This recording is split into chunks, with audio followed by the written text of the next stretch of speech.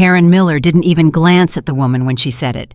She simply stood there in the first-class aisle, arms crossed, voice pitched just loud enough for the surrounding rows to catch every syllable. "I'm going to need you to move your bag. This section has standards." She wasn't looking at the man in 3B who had stuffed 3 separate bags into the overhead bin. She wasn't looking at the woman in 2A who had kicked off her heels and spread a magazine across 2 seats. She was looking directly at the black family in row 4, and she was wearing the kind of smile that said she already knew how this was going to go. She had absolutely no idea who she was talking to. Neither did anyone else on that plane, but every last one of them was about to find out. If you believe some wrongs were made to be corrected publicly, permanently, and without apology, stay with me until the very last word of this story. Subscribe to this channel, follow every single part, and drop a comment telling me what city you're watching from. I want to see exactly how far this story travels. Part 1. The boarding pass in Audrey Thompson's hand was crisp and white, and the seat number printed on it, 4A, was first class. She had earned that seat the same way she had earned everything else in her life through 42 years of relentless grinding work, sleepless nights that blurred into sleepless years, and an absolute refusal to allow anyone to convince her that where she was going was not meant for someone like her. She was not thinking about any of that as she stepped through the jetway at JFK and onto Global Air Flight 110. She was thinking about London. She was thinking about the Tate Modern and the British Museum, and the look she expected to see on Maya's face when her daughter finally stood in front of a real Picasso in a real room and understood that great things exist in the world and not only in photographs. She was thinking about Caleb sleeping through the night in a hotel room, somewhere quiet and distant from the anxiety that had been trailing him through the last month of the school year. She was thinking about 7 days of uninterrupted time with her husband, her children, and nothing that required her to be anything other than a mother and a wife. She was thinking, in other words, about peace. Daniel Thompson walked at her side with that particular stride of his unhurried deliberate, as if the world moved at whatever pace he decided was appropriate, and she had always loved that about him. He carried a cardboard tube tucked under his left arm, rolled architectural drawings he refused under any circumstances to check because the airline had lost them twice in 3 years, and their carry-on in his right hand. He wore the expression of a man who had been anticipating something for a very long time and was now close enough to it to allow himself to believe it was real. "First class," Maya announced from behind them. She was 14, and she had decided at some point around her 12th birthday that open enthusiasm was a form of vulnerability she was no longer willing to display. She had been mostly successful in this project, but not today. Not entirely. Her voice carried something she couldn't quite suppress. "Does this mean we actually get the warm nuts? Because Chloe's family went to Cancun in first class, and she said the warm nuts were the best part of the whole trip." "Better than the beach?" Daniel asked without turning around. "She has a complicated relationship with sand," Maya said. "We get the warm nuts," he said. Caleb walked on Audrey's other side with his noise-canceling headphones slung around his neck like a talisman he was not yet ready to deploy. He was 11 and built with his father's deliberateness and his mother's precision, and he was a child who catalogued the world rather than simply experiencing it. "Do the seats actually go flat?" he asked. "Like fully flat, or is it one of those things where they say flat and they mean like 60 degrees? "Fully flat," Audrey said. He considered this. He ran some private internal calculation. "Okay," he said finally. "I think I can do this." That was the thing about Caleb and flying. He wasn't the dramatic kind of nervous, no white knuckles, no visible hyperventilating. He was the quiet kind, the kind that lives in the body before it ever rises to the surface of a face. He had been mentally preparing for this flight for 3 weeks. Audrey had watched him do it. She had said nothing because she understood that particular brand of worry, and because she had learned that sometimes the most loving thing a mother can do is allow her child the dignity of working through their fear on their own terms. They found their row. The seats were wide and cream-colored, and the overhead bins were deep enough that Daniel was able to slide his architectural tube in without the negotiation and geometry that economy class required.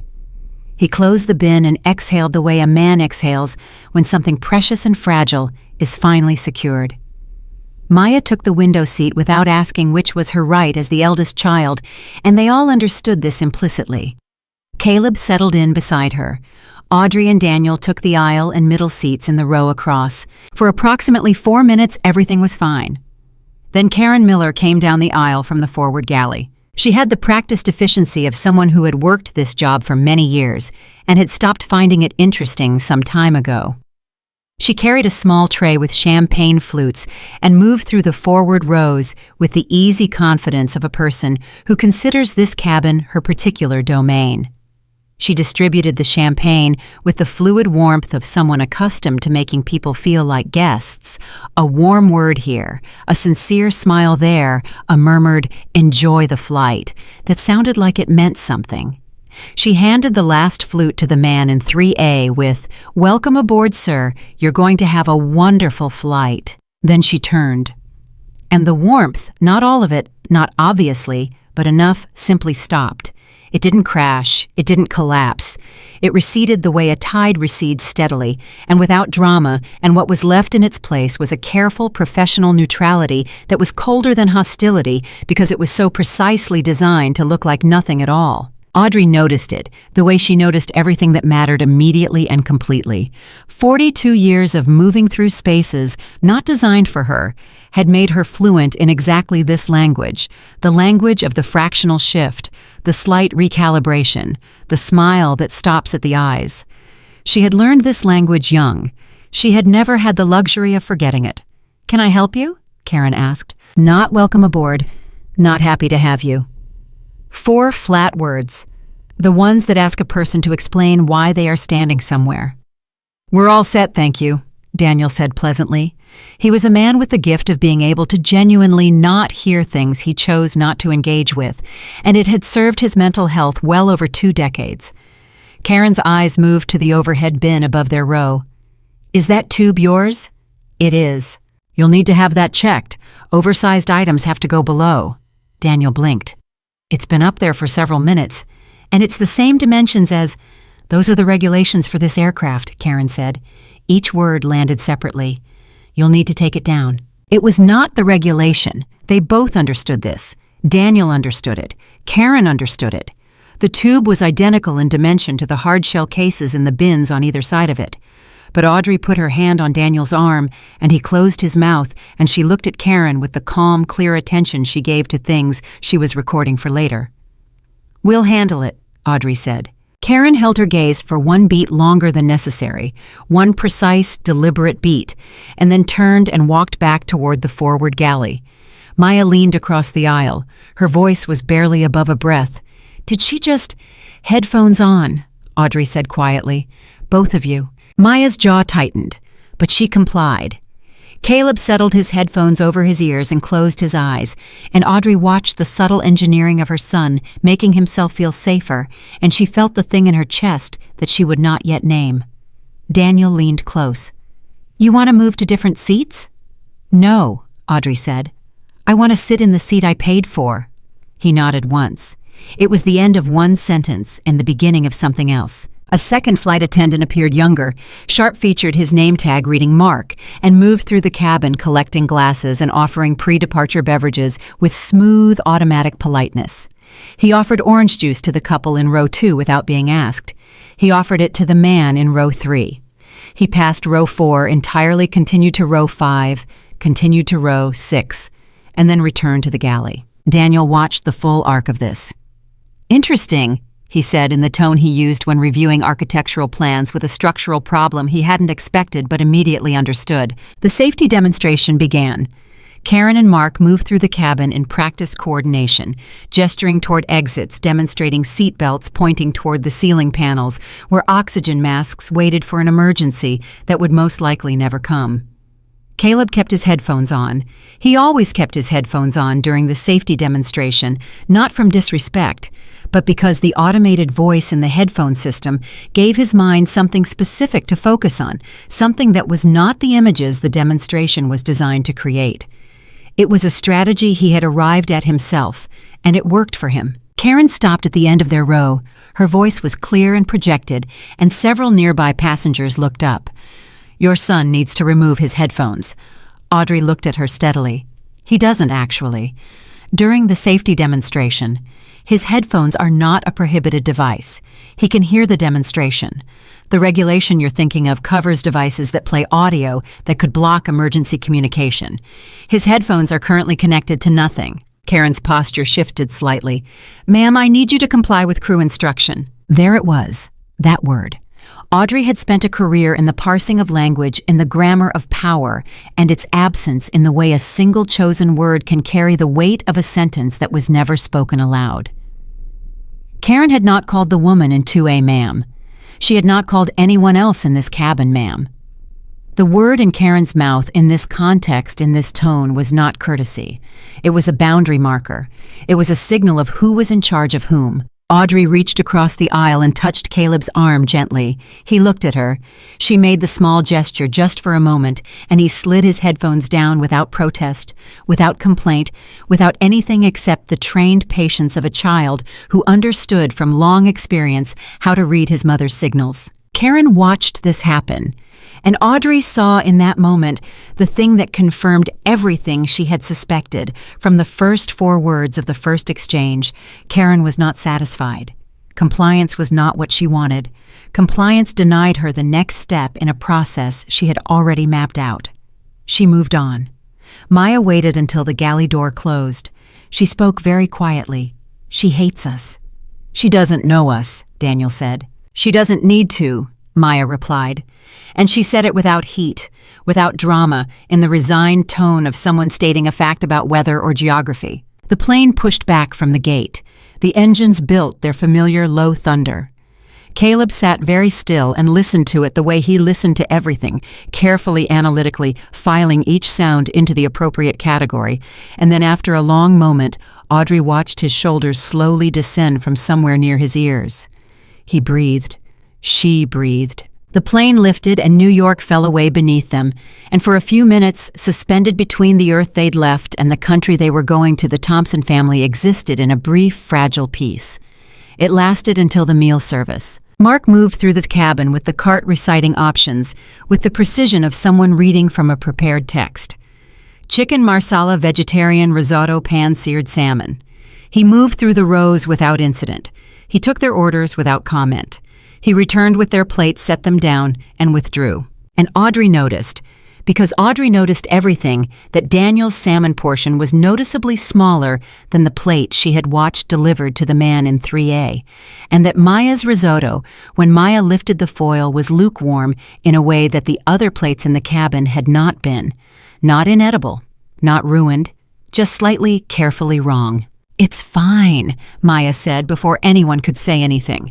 She said it in the voice of a person who has been managing their own feelings about a situation for longer than they should have been required to.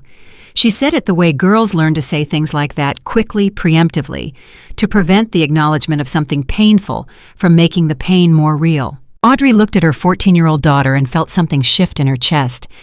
This girl who had already at 14 learned to minimize, to accommodate, to decide that the wrongness of something was less important than keeping the surface of the moment smooth. Audrey knew where that learning came from. She had learned it herself from her own mother in her own childhood, and she had spent decades deciding what parts of it to keep and what parts to dismantle. "Eat what you like," Audrey said. "Leave the rest." Maya nodded and picked at her food. Caleb had finished his meal with the focused efficiency of a child who treats eating as a task rather than a pleasure, and had returned to his tablet. He was playing a game involving architecture bridges, load-bearing walls, structural elegance, and the volume was fully off his headphones, sealed against his ears. The screen dimmed to its lowest setting. He was 11 years old and he was bothering absolutely no one. Karen appeared. "Excuse me." She was looking at Caleb. Just Caleb. Only Caleb. "The tablet needs to be stowed." Caleb lifted one side of his headphones. "I'm sorry. Electronic devices need to be put away during meal service." Caleb looked at his tablet. He looked at his empty tray. He looked at Karen. He was 11, but he was precise, and he said carefully, "The meal is finished, and I don't think there is a regulation about tablets at cruising altitude during—" "I did not ask for your analysis of the regulations," Karen said. The temperature in her voice dropped without any corresponding change in volume, which was somehow more unsettling than shouting would have been. "I asked for compliance. Daniel set down his drink. His voice was controlled and deliberate and very quiet. He's not disturbing anyone. His volume is off. His screen is at minimum brightness. And there is no regulation governing tablet use at cruising altitude. So I'd like to understand specifically what the concern is. Karen looked at Daniel the way a person looks at someone they have already decided is not relevant to the outcome they intend to achieve. Sir, please don't interfere with crew instructions. He is my son, Danielle said. I am not interfering with anything. I am asking a direct question about the basis for an enforcement action being applied selectively to my family. The word selectively landed in the air between them. Karen heard it. She understood it. And Audrey watched her understand. It watched the specific recalibration that happened behind her eyes and knew with absolute certainty that understanding had not changed anything. I'll need to involve the purser if this continues, Karen said. Please do, Audrey said. 3 words, delivered without heat, without sarcasm, without anything that could be characterized as hostility. Just the simple, unadorned preference of a woman who had spent 20 years asking for things to be escalated to the appropriate authority and had learned exactly how to say it so that the request itself was a statement. Karen left. Daniel exhaled slowly through his nose. You holding up? I'm fine, Audrey said. I need you to stay steady. I'm steady. I mean when it gets worse. He turned and looked at her. A long look. You think it gets worse? Yes, she said, I do. She was right. She was right because Audrey Thompson had a particular gift, one that was not listed on any official document, and that had never been acknowledged in any confirmation hearing. And it was this she understood what was happening beneath what was being said. She had spent her entire adult life developing this capacity, first as a clerk, then as an advocate, then as a judge, and then as a justice, learning to read the architecture of intent beneath the surface of behavior. What she was seeing on Global Air Flight 110 was not a series of isolated incidents. It was a pattern. It had a logic and a direction and a destination, and Audrey could see the destination clearly, even if no one else in the cabin could. The purser's name was David. He arrived at their row with the careful, pre-managed neutrality of a man who had been briefed on a complaint and had already decided before reaching them what his response was going to be. Silver-haired mid-50s with the expression of someone who has spent a career confusing conflict management with conflict resolution. I understand there may be some concern, he said. He addressed the space approximately 6 inches above the Thompson family's heads. There is, Audrey said. Your senior flight attendant has applied enforcement actions to my family that have no regulatory basis and that have not been applied to any other passengers in this cabin. My son was required to remove his headphones during the safety demonstration. He was then told to stow his tablet during meal service at cruising altitude. Neither of these actions is mandated by any applicable aviation regulation, and neither was extended to any other passenger. David nodded, the nod of a man performing the act of listening. I'll have a conversation with Karen, he said. I'd like to understand what that conversation will address, Audrey said. We take passenger comfort very seriously. What I'm describing is not a comfort issue, Audrey said. Her voice was even measured and absolutely clear. What I'm describing is the selective application of enforcement to my family in a pattern consistent with racial discrimination. I'd like you to acknowledge that distinction before we continue. David's mouth opened. It closed. Something moved behind his eyes, the calculations of a man in middle management trying to locate the path through a situation that requires the least amount of institutional accountability. I understand your concern, he said finally. That is not the same as acknowledging the distinction, Audrey said. He offered them a complimentary round of beverages. He withdrew. Maya had watched the entire exchange without moving. When David was gone, she looked at her mother and said, He's not going to do anything. No, Audrey agreed. He's not. So what do we do? Audrey looked at her daughter, this girl who was watching her mother in the specific way that daughters watch their mothers when they are deciding what kind of woman they are going to become, and she felt under the anger and the fatigue and the careful management of both something that was not fragile at all. We do what you always do when the system refuses to respond, Audrey said. We make the record undeniable. Caleb had put his tablet away. He sat with his headphones around his neck and his hands in his lap and said without looking at anyone in particular, "They don't like us." Daniel said gently, "Some people don't." Caleb was quiet for a moment. "Because we're black." The word came down in the row between them like something physical. Daniel and Audrey exchanged the look, the one that passes between parents who have been preparing for this conversation since before their children were born, who have rehearsed it and dreaded it, and known with complete certainty that no amount of rehearsal makes it feel any different when it arrives. "Partly," Audrey said. "Yes." Caleb absorbed this with the same deliberate care he absorbed everything. "That's irrational," he said. "It is. So what do you do about something irrational?"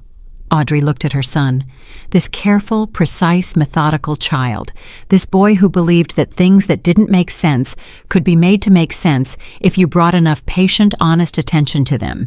This child who was at 11 years old already asking the exact right question. "You make sure," she said, "that the record is so clear and so complete and so unambiguous that the irrationality can no longer hide behind procedure."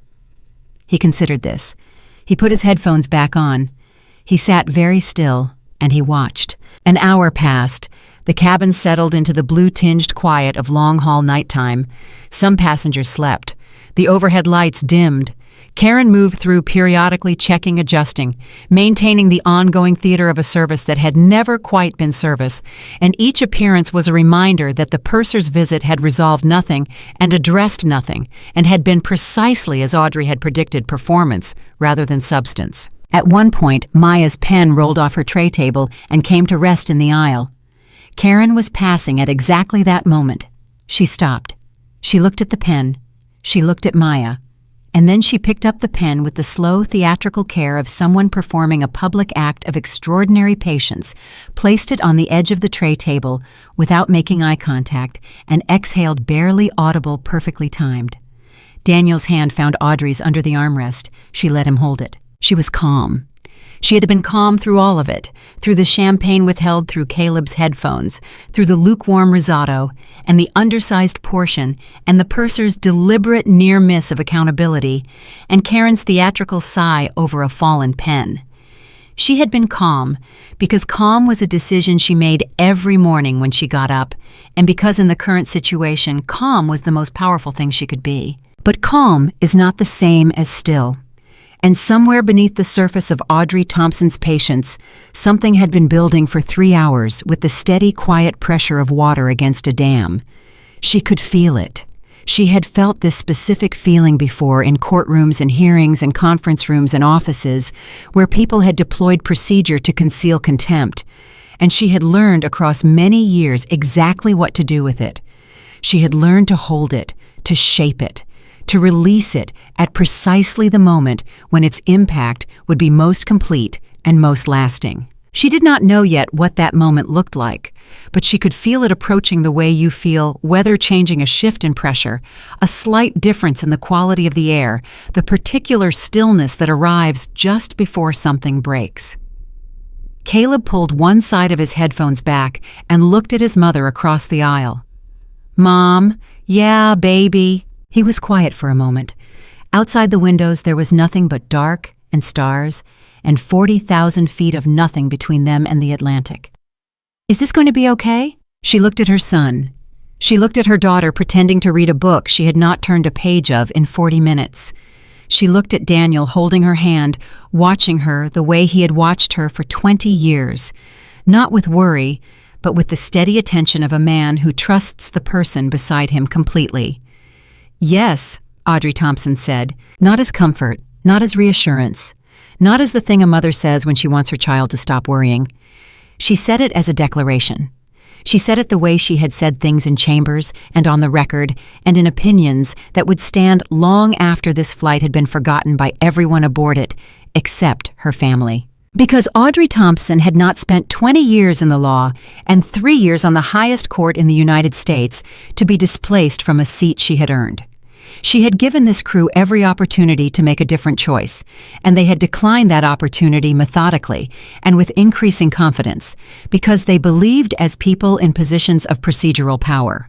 So often believed that the family in row 4 could be worn down, could be managed, could be made to accept the treatment being administered to them as simply the way things are. They were wrong, and the moment when they would understand precisely how wrong they were was coming.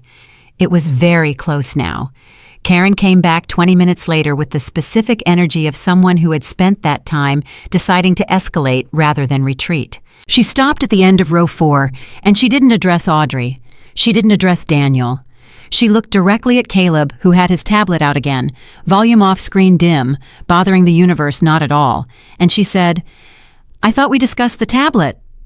Caleb pulled one headphone cup back. "We did, and the meal service ended 40 minutes ago."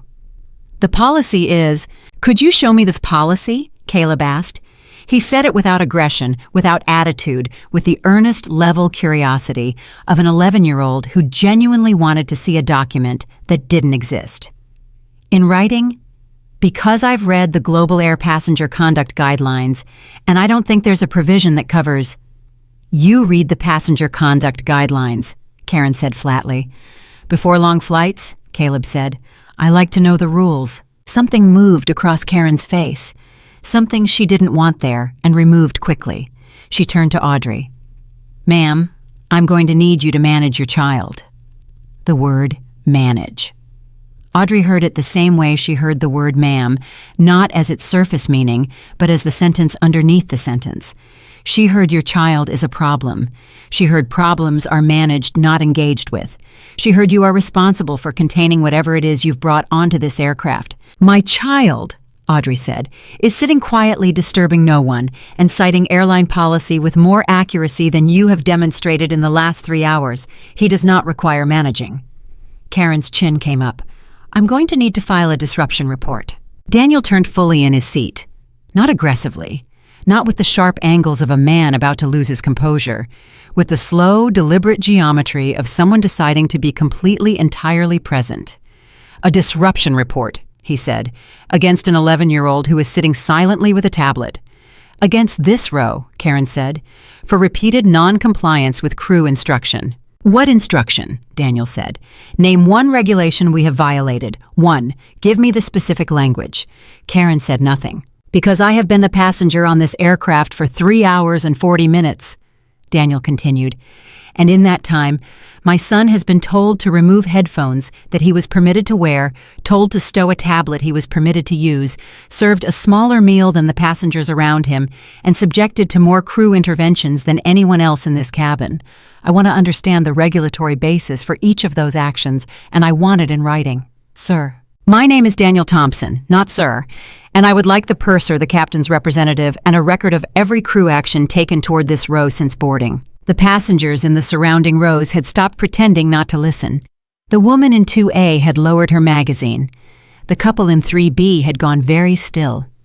The man across the aisle with the reading glasses was watching over the top of them with the careful attention of someone recording what they are seeing into the part of memory reserved for things they will describe to other people later. Karen looked at Daniel for a long moment.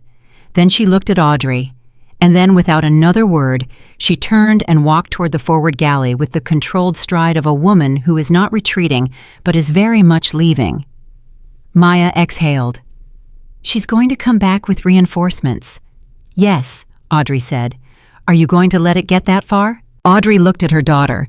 Maya's jaw was set in the way it set when she was angry, and trying very hard to be the kind of person who responded to anger thoughtfully. She was 14, and she was already having to practice that. Audrey felt a familiar weight settle in her chest at the sight of it. "Yes," Audrey said again, "I am, because the further it goes, the cleaner the record." Daniel leaned close and spoke quietly.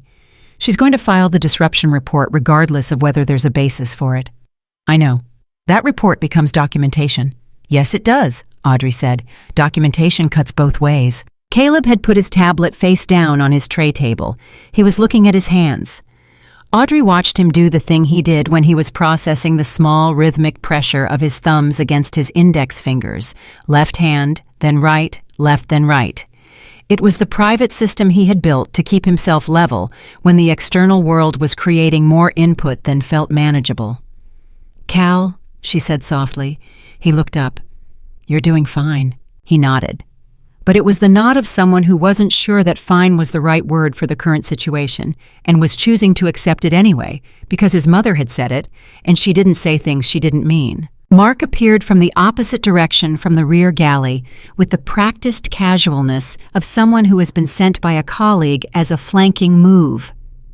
He stopped at the row behind the Thompsons and began a conversation with the passengers there, adjusting something, offering something, but his body was positioned at the angle of a person monitoring row 4 with his peripheral vision. Audrey clocked this the way she clocked everything. She said nothing. Then Mark leaned slightly forward and said in the direction of row 4, but not quite at it, "The disruption reports are going to complicate things at customs." Daniel went very still. Audrey heard it. She processed it. She took approximately 3 seconds to confirm to herself exactly what had been said and what it was intended to accomplish. The implication was precise and deliberate. A disruption report filed by the crew of an international flight could result in a secondary inspection at UK Border Force. It could mean delays. It could mean questions. It could mean a family arriving in London for a vacation and being held in a small room while uniformed officers worked their way through their documentation. It was a threat. It was structured carefully as a statement of neutral fact, and it was a threat. Maya turned around in her seat and stared at Mark. "Did you just—" "Maya?" Audrey's voice was quiet and absolute. Maya turned back around. Audrey looked at the headrest in front of her for exactly 4 seconds. Daniel's hand found hers again under the armrest. He squeezed once. She squeezed back. And then she opened her bag, removed a small leather notebook, uncapped a pen, and began writing. Date, flight number, crew names, a precise chronological record of every interaction since boarding, including the time Mark made his statement about customs complications, recorded in the exact language he used. Mark watched her write. Something shifted in his expression. It was small and brief, and he covered it quickly, but it was there, the specific recalibration of a person who has just realized that the person they were attempting to intimidate was not responding with fear. He returned to the rear galley.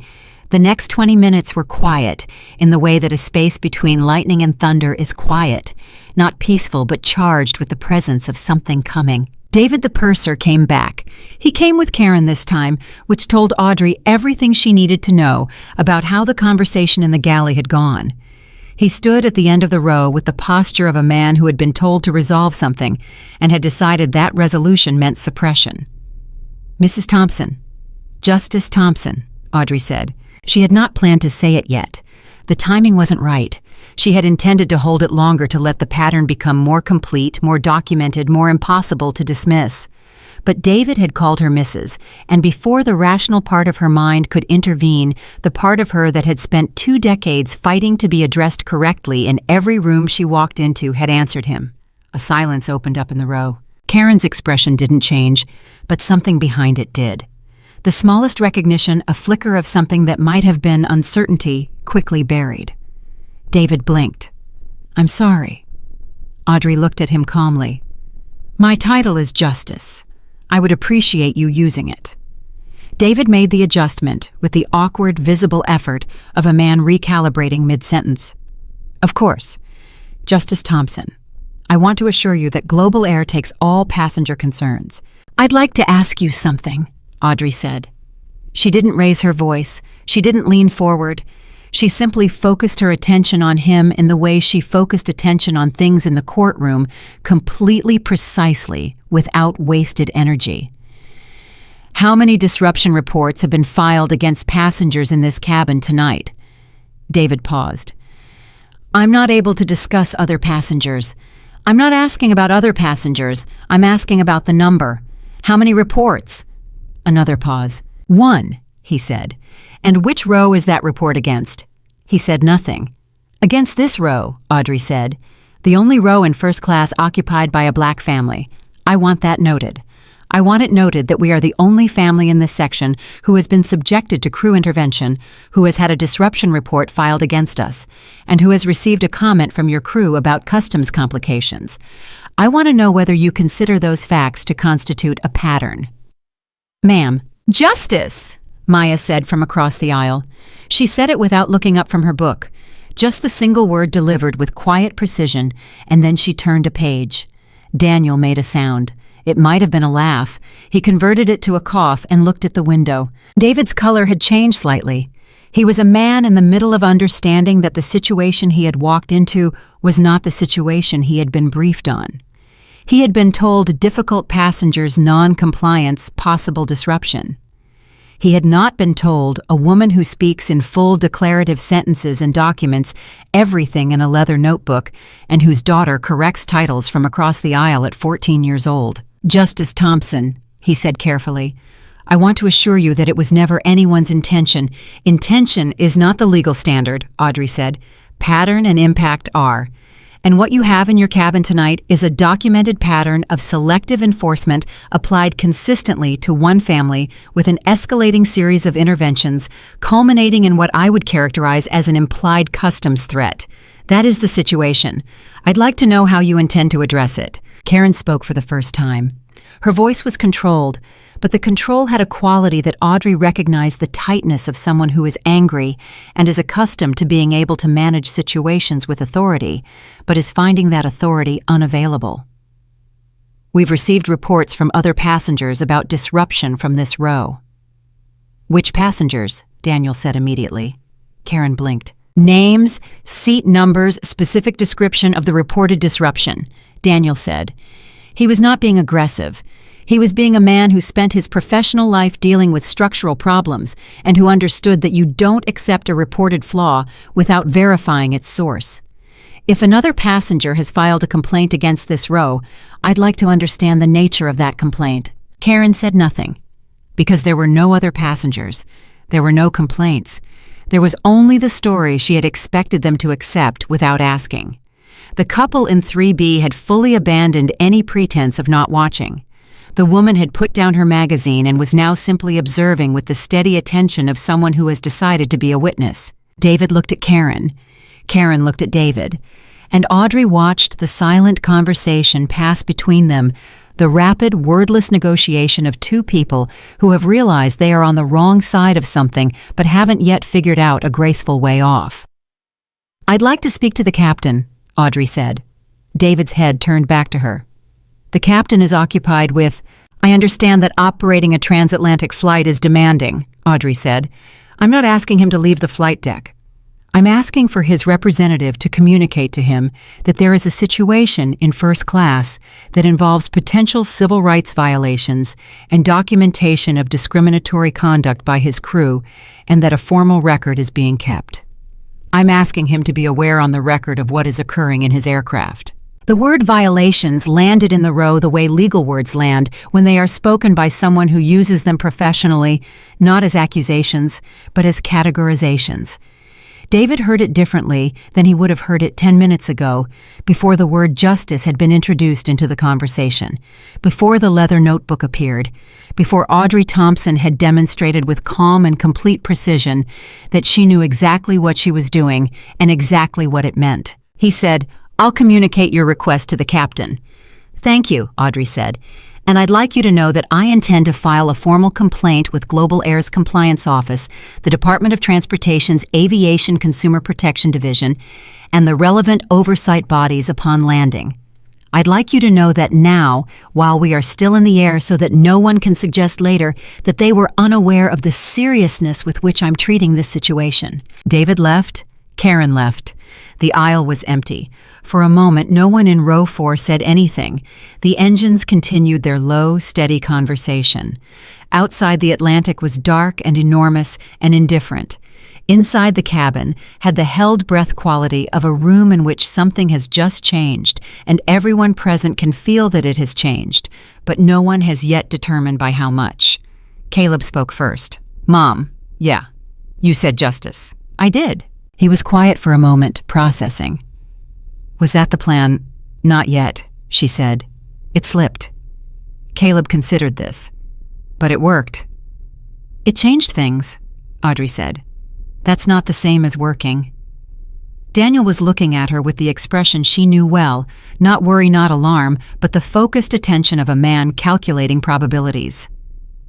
They're going to go back there and look you up. Yes.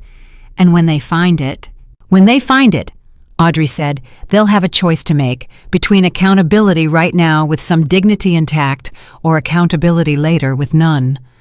Daniel nodded slowly. "And you think they'll make the wrong choice?" Audrey looked toward the forward galley. "I think," she said, "that people who have been treating us this way for 3 hours because they thought they could have already told us exactly the kind of choice they make when they have one." The woman in 2A, the one who had been pretending not to listen since the purser's first visit, leaned across the aisle. She had silver hair and a direct gaze, and she spoke in the measured tone of someone who has been weighing their involvement for some time and has made a decision. "Excuse me, I don't want to intrude, but I've been watching what's been happening to your family since we boarded, and I want you to know that I saw all of it." She paused.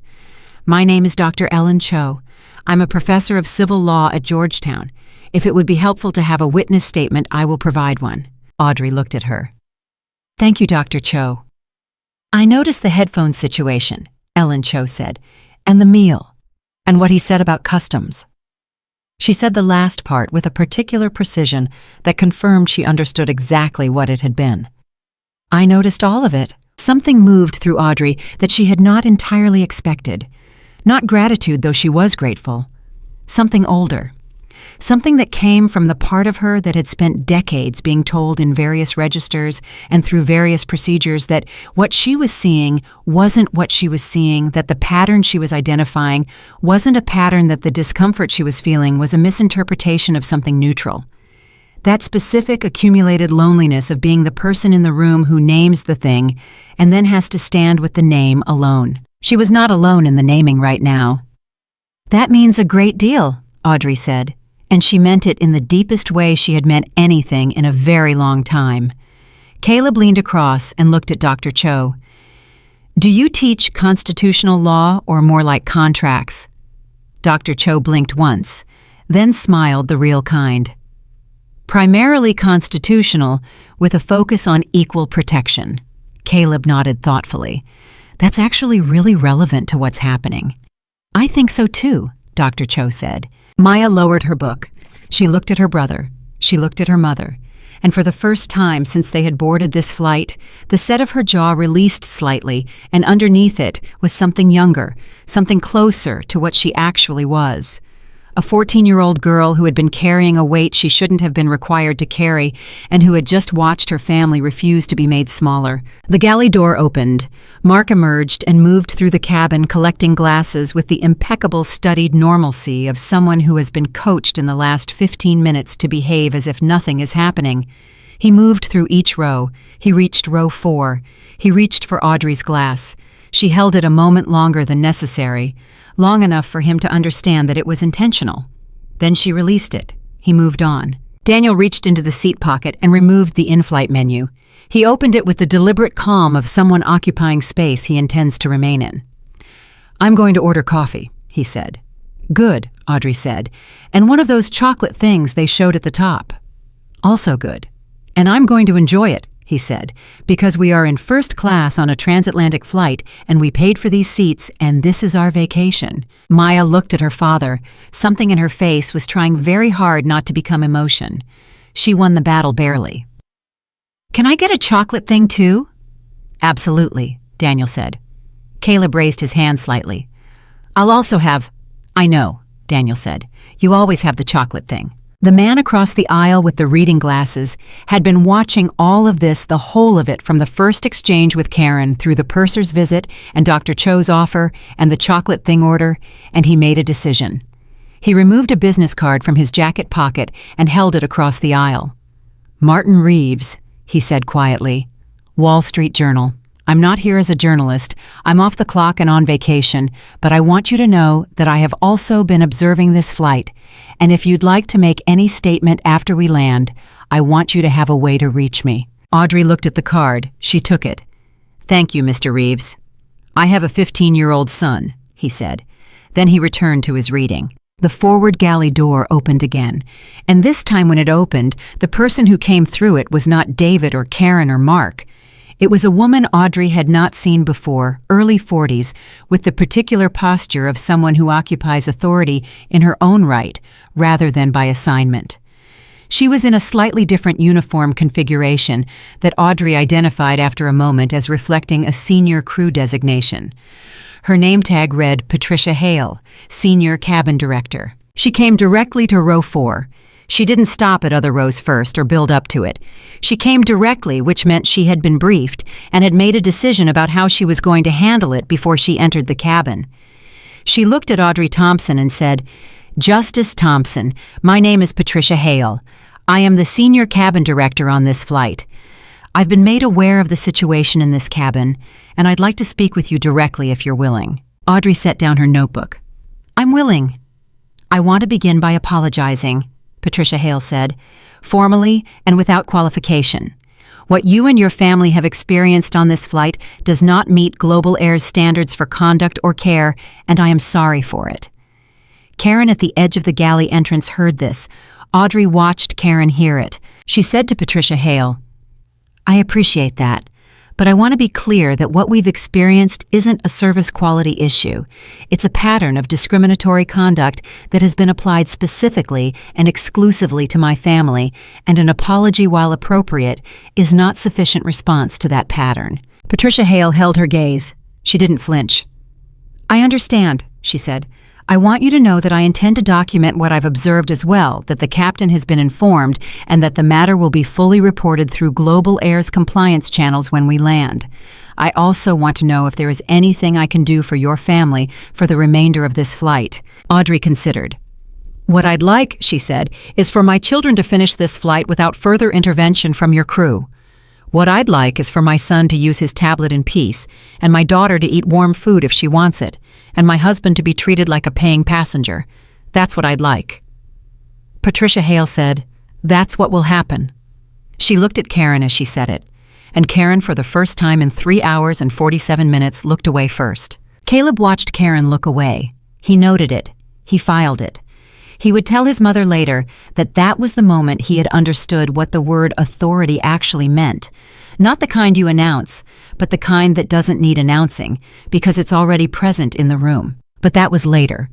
Right now he put his headphones back on and picked up his tablet and resumed his bridge-building game, and beside him, Maya accepted a properly warmed risotto from a flight attendant who was not Karen and was not Mark, and across the aisle Daniel ordered his coffee and the chocolate thing, and Audrey Thompson opened her notebook and continued writing. Not from anger, not from fear, from the same steady, relentless discipline that had carried her from a courtroom in Baltimore to a seat on the Supreme Court of the United States. The record would be complete, it would be accurate, it would be unambiguous, and they were barely halfway across the Atlantic. Patricia Hale's apology had changed the atmosphere in the cabin the way a pressure system changes, not all at once, not dramatically, but in the quality of the air, in the way people held their bodies, in the particular silence that follows a public acknowledgement that something real had occurred. Karen had returned to the galley. Mark had not reappeared. The remaining flight attendants who moved through the cabin did so with the careful, self-conscious professionalism of people who understood they were being watched and had adjusted accordingly. But Audrey Thompson did not trust adjusted accordingly. She had spent her career learning the difference between genuine recalibration and performance, and she had learned that the performance version was often more dangerous because it was designed to make the observer feel as though the problem had been resolved, when in fact it had only been temporarily suppressed. She kept writing. Daniel watched her write and said nothing for a while. Then quietly, "You haven't eaten." "I know.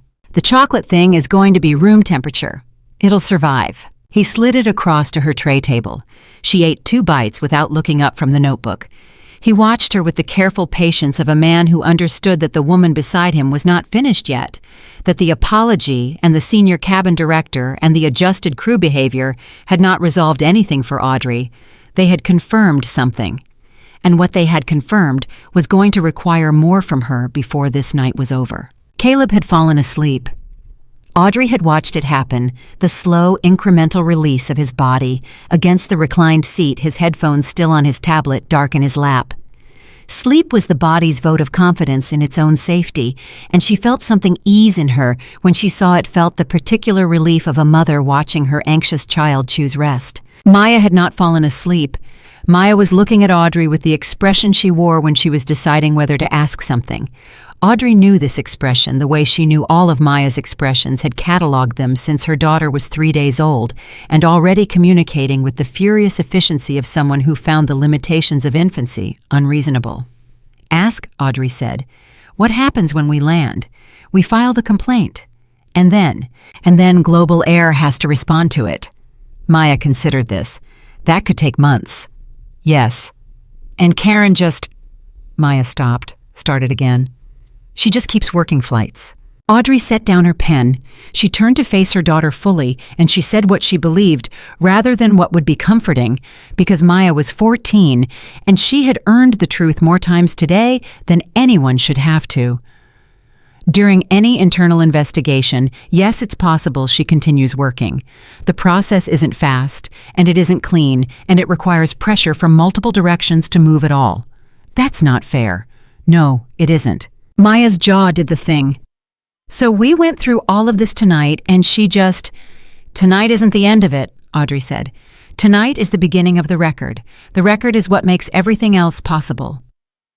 Maya was quiet for a long moment. Then, "I want to be a lawyer." She said it the way people say things that have been true for a while, but have only just become speakable, not as a new thought, but as a declaration of something already decided. Audrey looked at her daughter, at this girl who had spent the day watching her mother refuse to be diminished, and had drawn her own conclusions.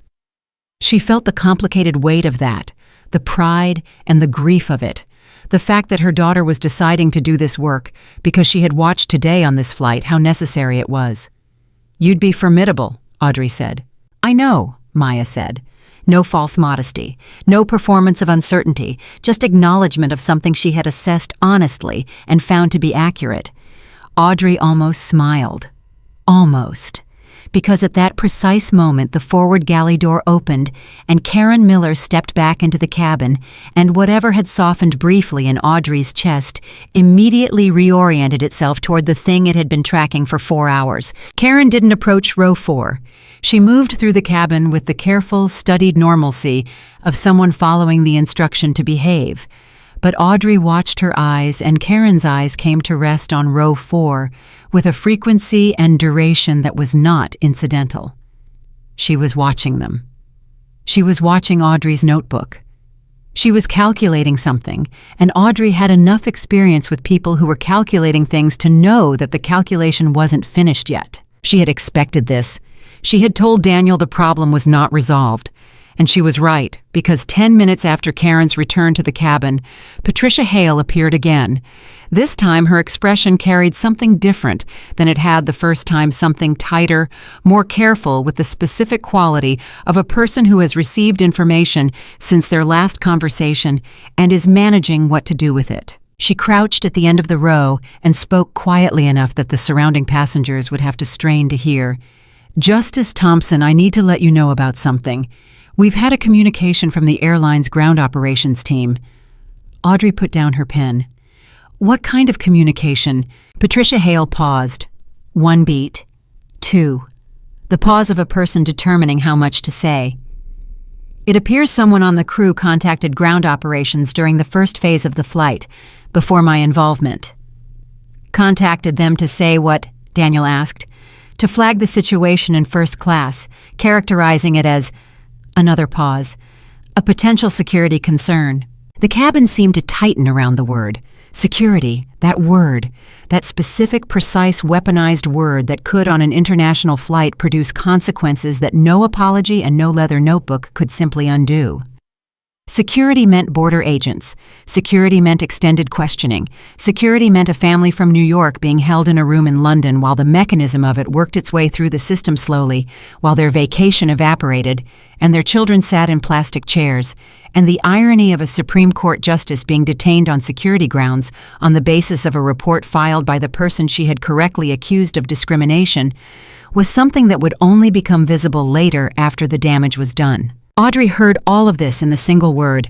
She had been a lawyer for long enough that the implications of legal language arrived complete and instantaneous, the way a native speaker hears a sentence, not word by word, but whole. She looked at Patricia Hale with a steadiness that she had to actively construct, because what she felt underneath it was something that was not steady at all.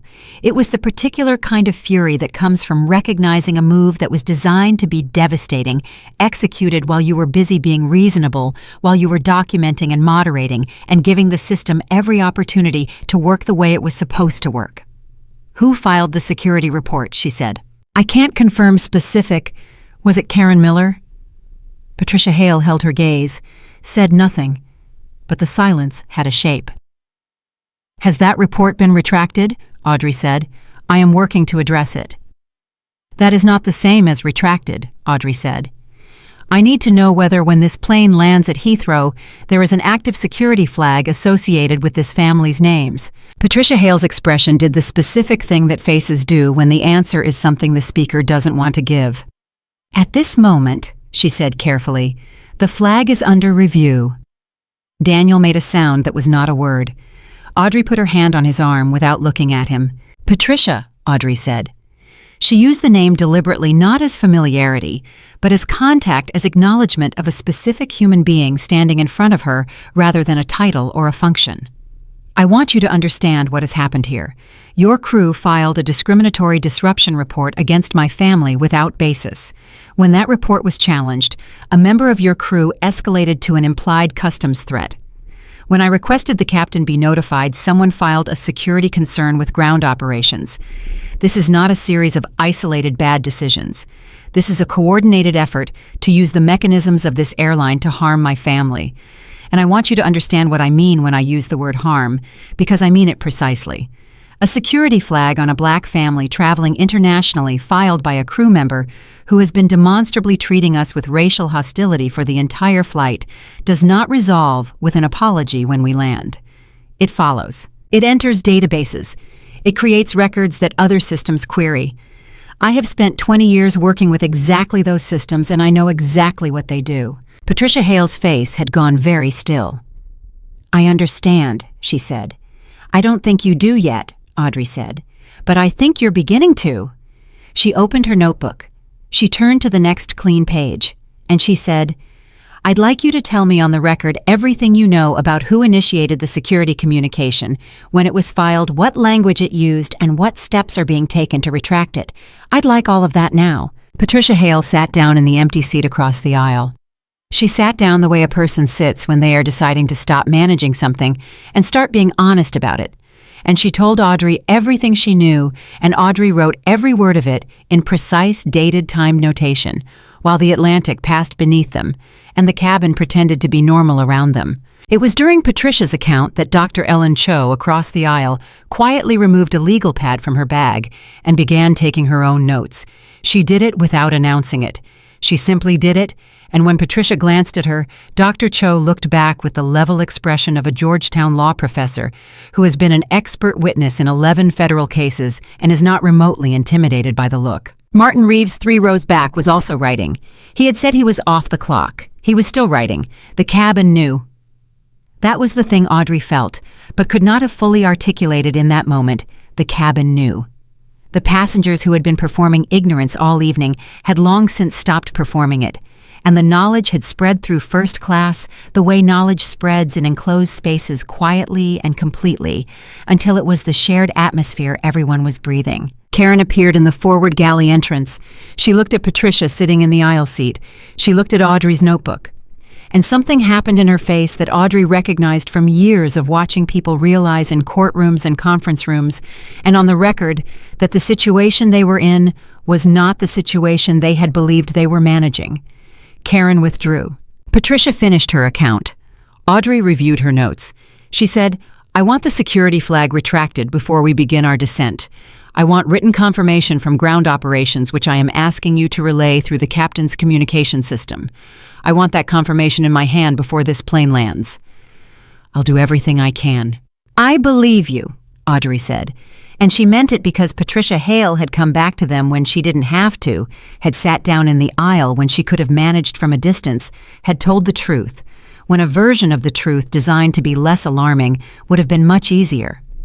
Patricia was not the problem. Patricia was the person the airline should have deployed 6 hours ago, and the fact that it had taken this long to deploy her was itself a data point that Audrey had already written down. Patricia left. Audrey looked at her notebook. Then she looked out across the cabin at the rows of first-class passengers who had watched the Thompson family be treated as a security threat by the same airline that had taken their money and given them seats and offered them champagne that had, as it happened, never quite materialized for row 4. The man in 3B, who had not said a word since boarding, cleared his throat and looked at Daniel. "For what it's worth," he said. He gestured vaguely toward the galley and shook his head once the specific headshake that contains an entire position on a situation, and then he turned back to his screen. Daniel nodded. "Appreciated." Caleb stirred. He surfaced from sleep in the gradual way he surfaced from everything methodically assessing the environment before committing to full wakefulness.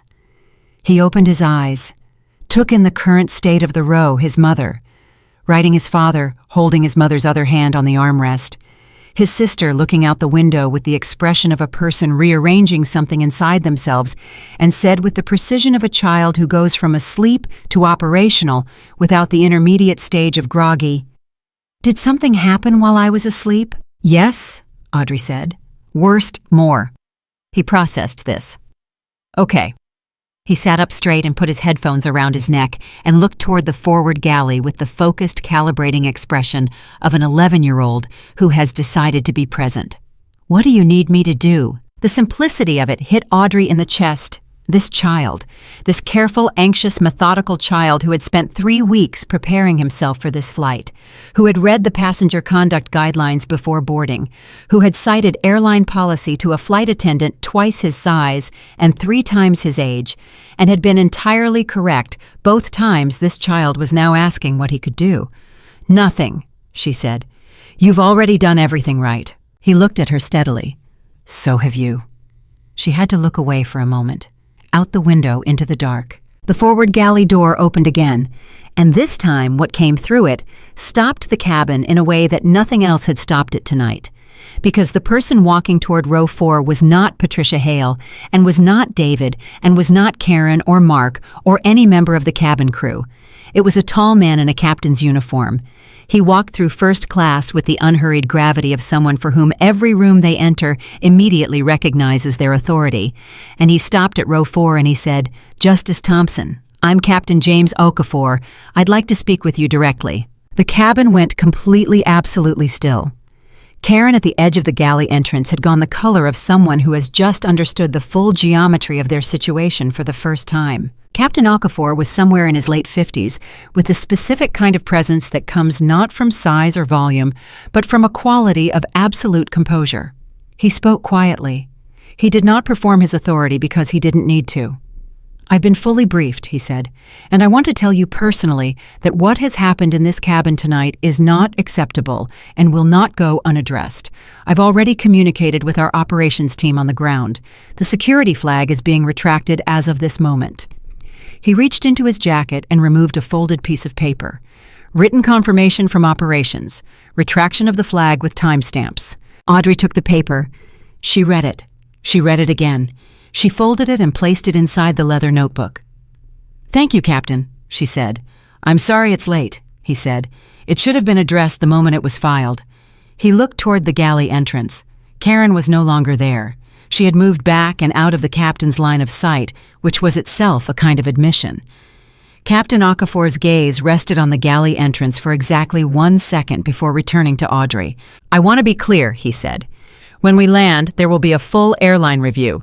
Everything that occurred on this flight, every crew interaction, every report filed, every communication sent to ground operations will be reviewed.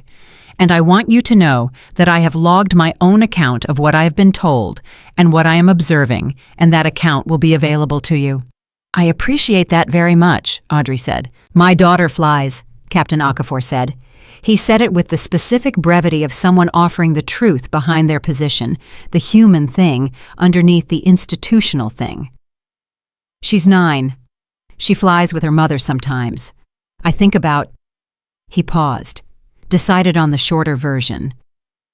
"I think about what it means that something like this can happen to a family in first class, in 2024. He straightened. It won't happen on my aircraft again. He returned to the flight deck. The cabin remained absolutely still for 3 full seconds after he left. Then, from somewhere in the back rows of first class, a woman started to clap. Not enthusiastically, not with the performative energy of a crowd at an event. Slowly, quietly, with the measured conviction of someone who knows exactly what they are doing and why. 1 pair of hands, and then 2, and then the man in 3B, who had only shaken his head earlier, and then Dr. Cho, and then Martin Reeves, and then the couple who had gone completely still hours ago. Maya turned from the window. Her eyes were bright. She was working extremely hard not to cry, and Audrey knew her well enough to know that the effort was about dignity and not about the feeling itself.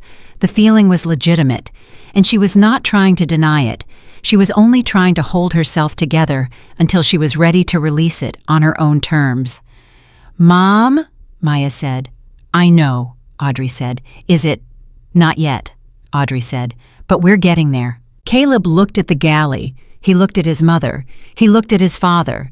Then he said with the methodical certainty of a child filing a final calculation, "She made a mistake when she picked this row." Daniel looked at his son. Something crossed his face, something warm and complicated that took a moment to resolve itself. "Yeah," he said, "she did." "She looked at us and decided what we were," Caleb said, "without any evidence. That's not just wrong, that's bad reasoning." "It is," Audrey said. "Bad reasoning has consequences," Caleb said. He put his headphones back on, picked up his tablet, and resumed his bridge-building game with the focused equanimity of a child who has made his assessment, reached his conclusion, and moved on to the next thing. His bridge had a structural flaw he needed to address, and he was going to address it, because that was what you did when something wasn't right. You fixed it. You didn't work around it. You didn't accept it. You identified it. You documented it. You applied the appropriate pressure, and you fixed it. His mother had shown him that tonight. She had shown him precisely and completely, and he would carry it in the architecture of who he was for the rest of his life. Somewhere behind the galley door, Karen Miller sat with the full knowledge of what was coming. The review, the captain's log, the notebook in Audrey Thompson's hands, the law professor's legal pad, the journalist's card, the written retraction of a security flag that she had caused to be filed, and that was now evidence of something she could not retract from the record, the way operations had retracted the flag itself. She sat with the understanding that what she had decided when she looked at row 4, what she had known in the instant before she opened her mouth with those first 4 flat words, had not produced the outcome she had expected. And in row 4, Audrey Thompson turned to the next clean page of her notebook and continued writing because the plane had not yet landed and the record was not yet complete, and Audrey Thompson did not stop before a thing was finished. She had never stopped before a thing was finished in her life. The descent announcement came 40 minutes later, and with it a shift in the cabin that was about more than air pressure and altitude. The seatbelt sign illuminated. The flight attendants moved through to collect final cups and fold away tray tables, and among them was Karen Miller, moving with the mechanical efficiency of someone who has been told exactly what to do and exactly how to do it, and is executing those instructions with the precision of a person who understands that deviation of any kind is no longer available to her. She did not look at row 4. She had not looked at row 4 since Captain Okafor walked back to the flight deck. The deliberateness of that avoidance was itself a form of acknowledgement. You only work that hard not to look at something when looking at it would cost you something you're not ready to pay. Audrey noticed. She wrote nothing about it. Some things didn't need to be in the notebook because they were already in the record of the room, in the bodies of the witnesses, in the memories of 23 first-class passengers who had spent 7 hours watching a family be subjected to a coordinated campaign of hostility, and watching that family refuse at every single point to be made less than what they were. Daniel was putting things back in order with the quiet efficiency he brought to everything. The architectural tube confirmed in the overhead bin, the carry-on zipped and positioned the children's jackets located and passed across the aisle. He had a gift for this, for the practical logistics of moving through the world, and Audrey had always loved the way he deployed it, not with the fuss of someone performing helpfulness, but with the plain steadiness of a man who understood that love was often expressed most clearly in the accumulation of small small, reliable actions. "Passports," he said to Maya. "I have them," Maya said. "Both of yours. Dad, I have them." Caleb was already holding his in both hands, the way he held things that mattered, with the careful, anticipatory grip of someone who has been thinking about the next step for some time and is ready to move through it. He had been awake and composed since Captain Okafor's visit, the sleep having given him something he'd needed, and he had spent the remaining airtime in a state of focused quiet that Audrey recognized as his way of preparing for transitions. He was in this way the most like her of her two children. "When we get to customs," Caleb said, "is there anything we need to do differently because of the flag?" "The flag is retracted," Audrey said. "But is there anything—" "No," she said. "We go through the same as everyone else." He accepted this. But she watched him fold it into his own private risk assessment. Anyway, watched him hold the confirmation alongside the possibility, the way careful people hold information, not with trust or distrust, but with the provisional acceptance of something that might still need to be verified. "She filed a security report against an 11-year-old, Maya said. She wasn't speaking to anyone in particular. She said it the way you say something that has been sitting in your chest for too long and needs air. Against Caleb specifically." "Against the row," Daniel said. "Same thing." Maya's voice was even, but her hands were in her lap, and she was pressing her thumbs against her index fingers, the same private motion Caleb used. Audrey looked at this and felt the particular pain of a parent who watches a coping mechanism migrate from one child to the other and understands exactly what it means about what this family has navigated and how they have navigated it together. "I know," Audrey said, "and it's going to matter, not because of who we are, because of what she did." "Because of who you are," Maya said. "If you weren't—" She stopped. The sentence had a shape she didn't want to complete. "Say it," Audrey said gently. Maya looked at her. "If you weren't a Supreme Court justice, we'd be landing in London with a security flag on our names and no recourse, and she'd be working her next flight on Tuesday. The truth of this landed in the Row, and no one moved against it because it was accurate, and they all knew it was accurate. And the acknowledgement of accurate things, even painful ones, was something this family did. It was one of the things Audrey had decided she would give her children consciously and early, the ability to look at the way things are without the distortion of wishful thinking, because wishful thinking was a luxury that certain people could not afford, and her children were going to know that, and knowing it was going to be part of what made them formidable. "Yes," Audrey said, "that's true, and that's exactly why the next part of this matters as much as tonight did." Maya waited. "Because what happened to us tonight happens to families who aren't us," Audrey said. "Every day, on flights and in stores and in hospitals and in schools. And those families don't have a leather notebook and a Georgetown law professor and a Wall Street Journal reporter and a captain who came personally to the Row. What I have to do, what I've been doing since I started writing, is make this record so complete and so public and so well documented that it forces a change in how this airline handles every family, not just ours." The plane shuddered slightly as it moved through a layer of cloud. Caleb gripped his armrest. Audrey reached across and put her hand over his without ceremony, and he exhaled, and she kept her hand there until the shudder passed. "Institutional change," Caleb said once the plane steadied. He said it the way he said things he had been processing with the satisfied compression of someone who has located the correct term. "That's right. Like how one case can change precedent for everyone." "Exactly like that," he nodded. "Okay." He looked at his armrest where her hand had been. "That makes sense. That's worth it." The descent continued, the altitude dropped, and London announced itself through the windows in the way London does at night, a vast, dense constellation of amber and white, spreading to every horizon older than the country Audrey served, carrying its own weight of history and struggle and the long contested work of justice in its architecture. Audrey looked at it for a moment and then turned back to her notebook. She had 6 pages of dated, timed, precisely worded documentation. She had the names of every crew member who had interacted with their Row. She had the content of every exchange, including Mark's customs comment verbatim. She had the purser's 2 visits, the senior cabin director's account, the captain's confirmation, and the retraction document folded inside the back cover.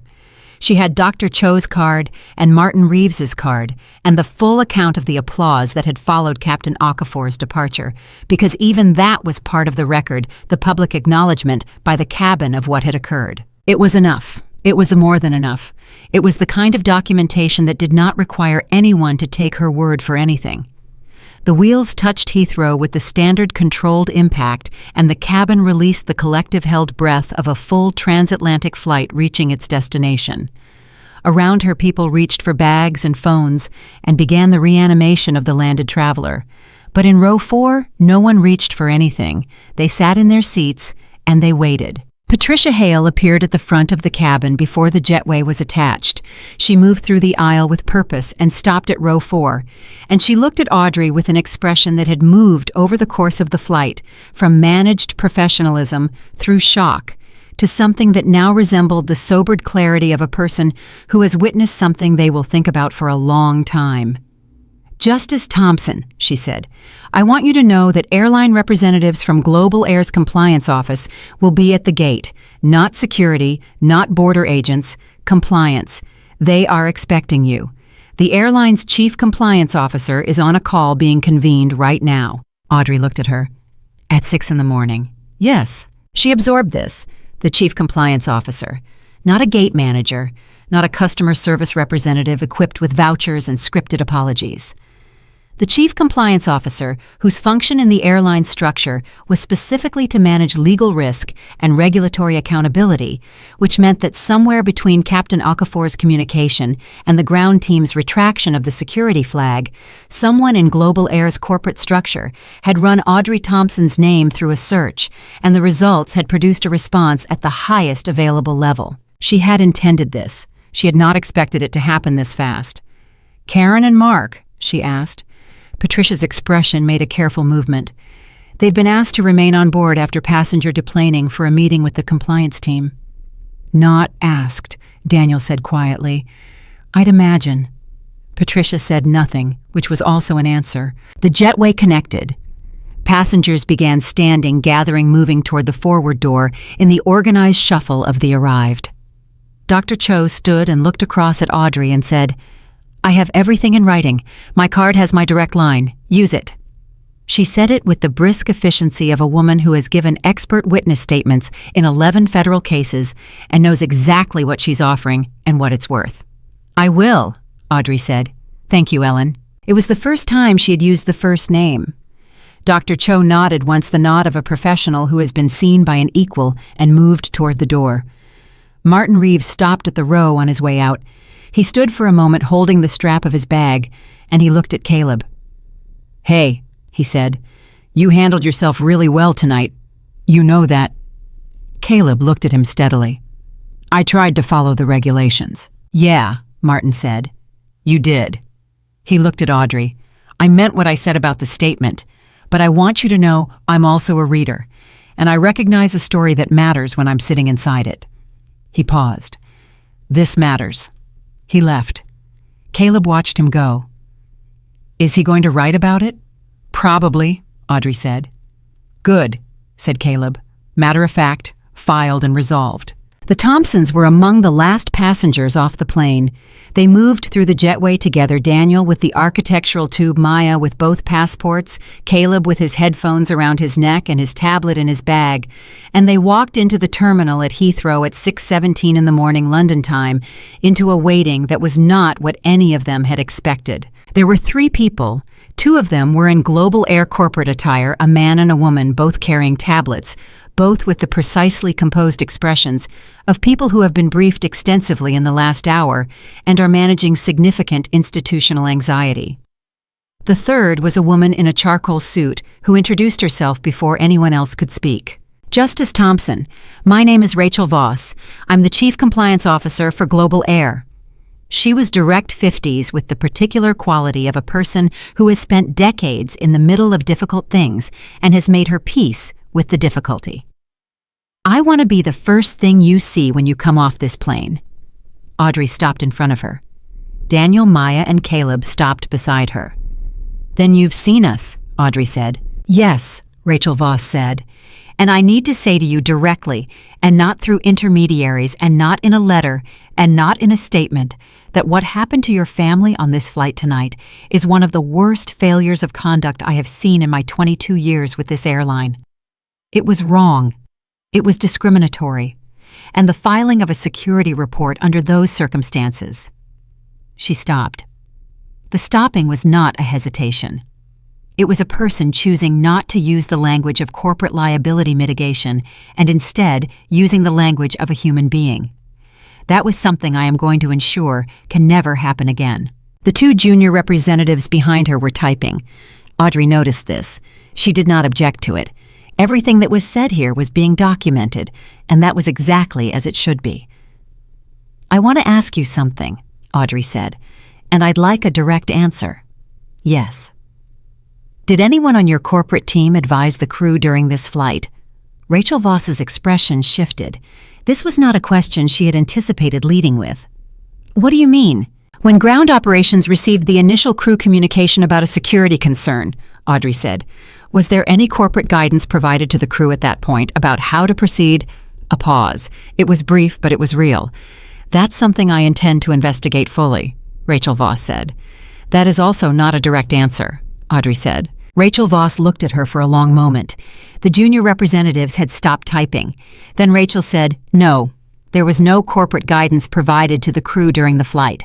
What happened in that cabin was the decision of that crew."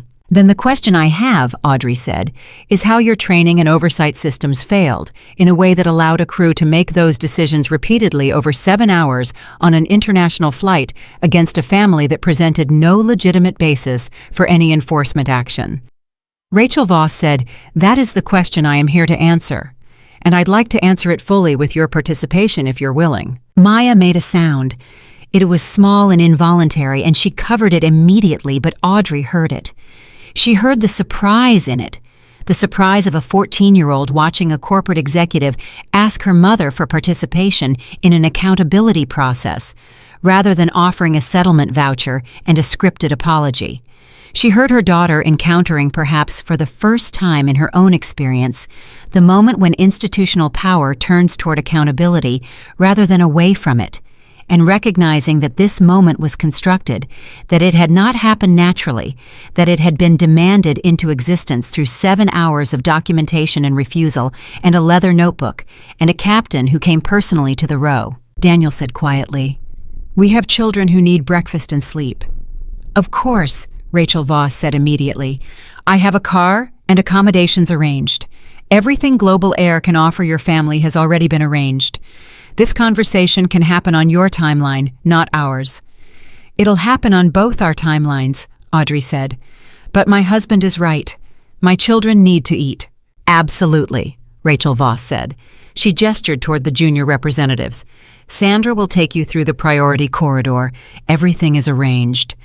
As they moved through the terminal, Caleb walked beside his mother and said in a low voice, "She's scared." Rachel Voss, "Yes." He considered. "Not personally scared, institutionally scared. She's scared about what this means for the airline." "Yes," Audrey said. "Is that useful?" "Fear of consequences is how institutions change," Audrey said. "It's not the only thing that changes them, and it's not the best thing, but it's real." He walked with this for a moment. "What's the best thing?" "People inside the institution who would be ashamed of themselves if it didn't change," she said.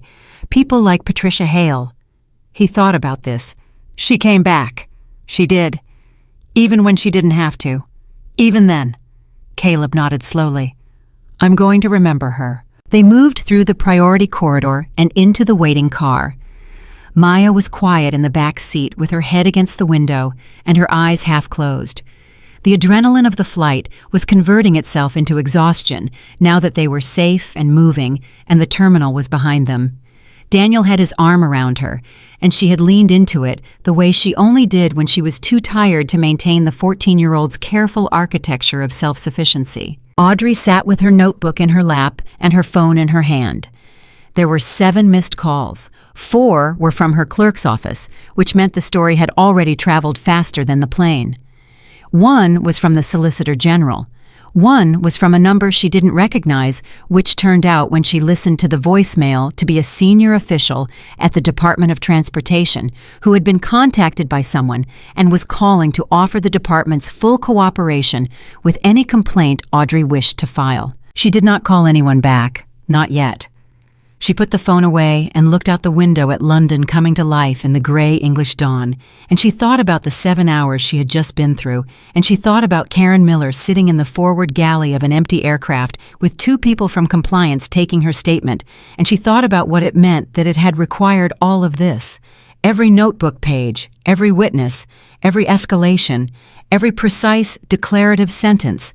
The captain himself to produce a corporate executive at an airport gate at 6 in the morning. She thought about all the people who had boarded planes before her family and been subjected to exactly this and had not had the notebook or the witnesses or the title or the captain or the 30 years of training in exactly this language.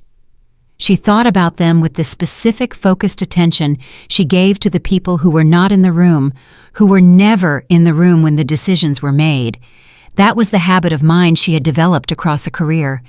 The question she asked herself before every opinion she wrote, who is not here to speak for themselves, and what does this decision mean for them? Daniel put his hand on top of her notebook, not to stop her from writing, just to acknowledge that she was there, that he was there, that they were in a car in London, and their children were safe and exhausted beside them, and the morning was coming whether the night had been what they planned or not.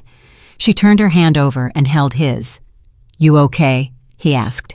She thought about the honest answer. She turned it over. She assessed it with the same honesty she brought to everything. "I'm tired," she said, "and I'm not finished." "I know," he said, "but right now, she said, "I'm okay." Caleb looked up from the seat beside her. He had been watching the city with the focused inventory of someone cataloging a new environment. He said without looking away from the window, "They named a bunch of things after people who did what you did, eventually." She looked at him. He was still watching the city. He said it the way he said everything, simply precisely as a statement of fact that he had assessed and confirmed and was now reporting. Not right away, but eventually. The car moved through the early morning streets of London, and Audrey Thompson, Justice of the United States Supreme Court, held her husband's hand and looked at her son and did not cry, not quite, though the thing in her chest came very close to it in that moment. She had spent the night being precise and documented and legally fluent and strategically correct, and all of it had been necessary and right, and she would do it again without hesitation. But this quiet, specific, devastating faith from an 11-year-old child, this was something the notebook could not hold and the record could not contain. She put her head back against the seat, and she let herself be tired just for the length of one city block, just for the time it took the car to cross an intersection and continue on toward whatever came next. They slept for 4 hours. Not well, not deeply, but the kind of sleep that a body claims for itself when it has been running on discipline and adrenaline for too long, and finally reaches a place where neither is required. Maya slept on top of the covers in her clothes. Caleb slept curled on his side with his hand under his cheek, the same position he had slept in since he was 3 years old. Daniel slept with one hand on Audrey's side of the bed, even though she was not yet in it, a habit so old and unconscious that he didn't know he did it. Audrey sat at the desk in the suite's outer room with her phone and her notebook and the particular stillness of a person who has not yet given themselves permission to stop. She had already spoken to her clerk. She had already called the colleague she trusted most on the question of aviation civil rights enforcement, who had called her back in 12 minutes in the early London morning, and said without preamble, "Tell me everything." She had told him everything. He had listened without interruption, which was how she knew he understood the gravity of it, because he interrupted everyone always, and the absence of it meant he was performing the specific kind of attention that serious things deserve. He had said at the end, "Audrey, this is not a complaint, this is a case." She had written that down. She had then opened her laptop and written for 2 hours straight. Not the formal complaint, not yet, but the narrative account that would sit beneath it. The account that translated the 6 pages of notebook documentation into the kind of prose that makes institutional failure legible, not just to a legal reviewer, but to any human being who reads it and recognizes in the precise accumulation of small, deliberate, escalating wrongs the shape of something they have felt themselves or witnessed in someone they love. She wrote it the way she wrote opinions, with the understanding that clarity is not simplicity, that the most complex truths rendered with enough patience and enough honesty can be made available to anyone willing to read. She was still writing when the knock came at the suite door at 10 o'clock. It was Rachel Voss. She had changed into a fresh suit since the airport, which meant she had not gone home, which meant she had spent the last 3 hours in a global air facility somewhere in London, managing whatever was coming in from the corporate side of the ocean.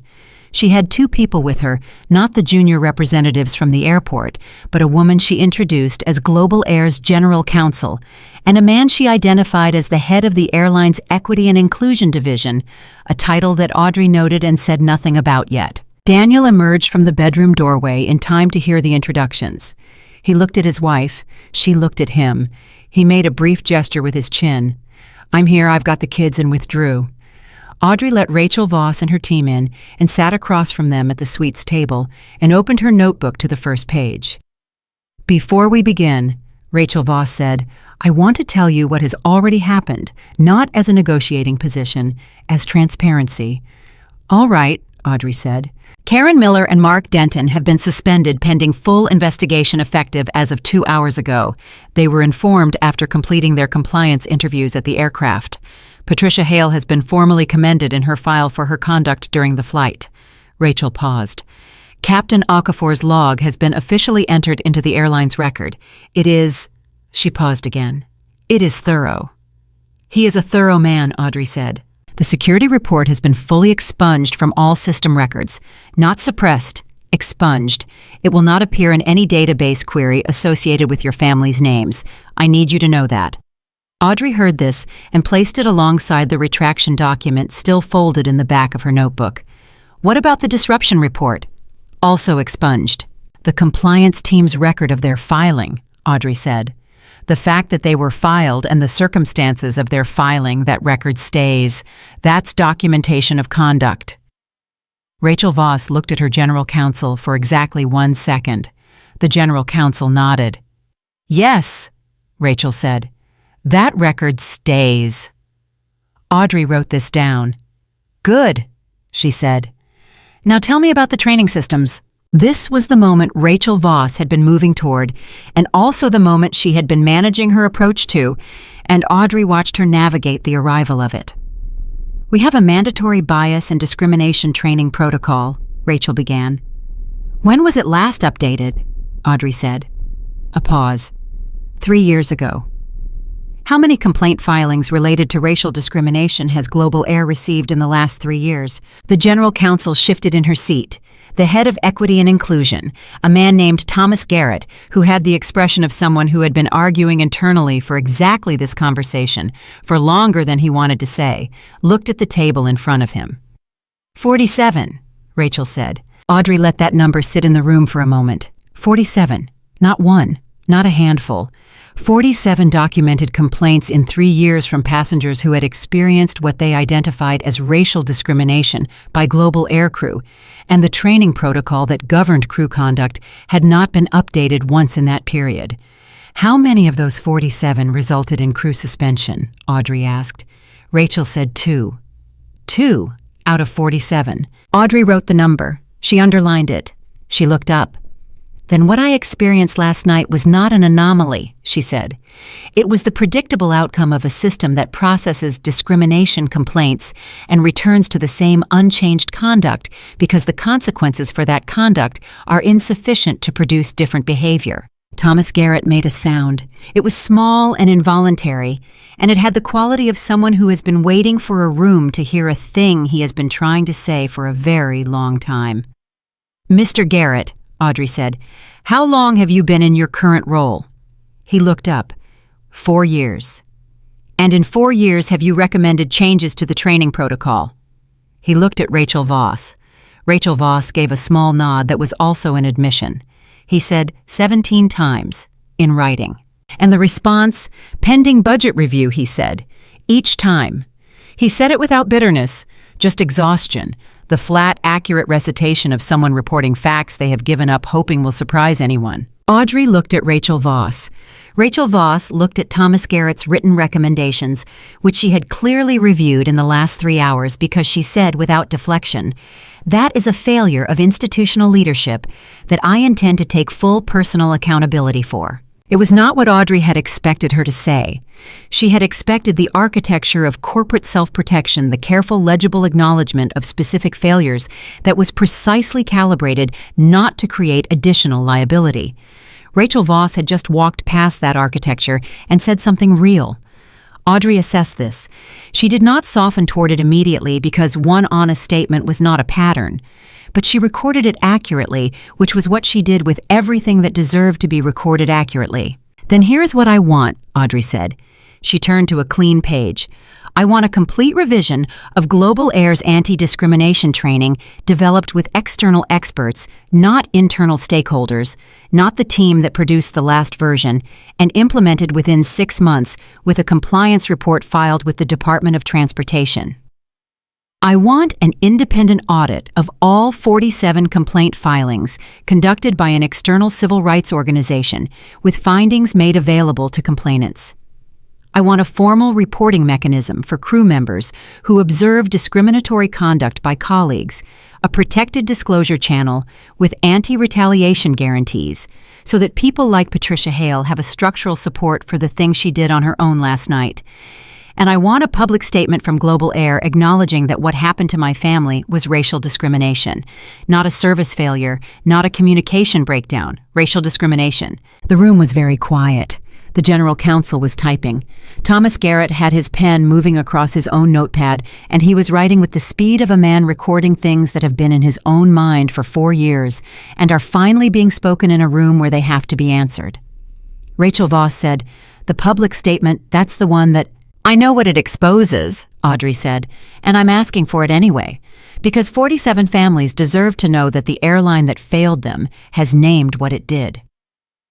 Rachel Voss was quiet for a long moment, long enough that the suite's ambient hum became audible.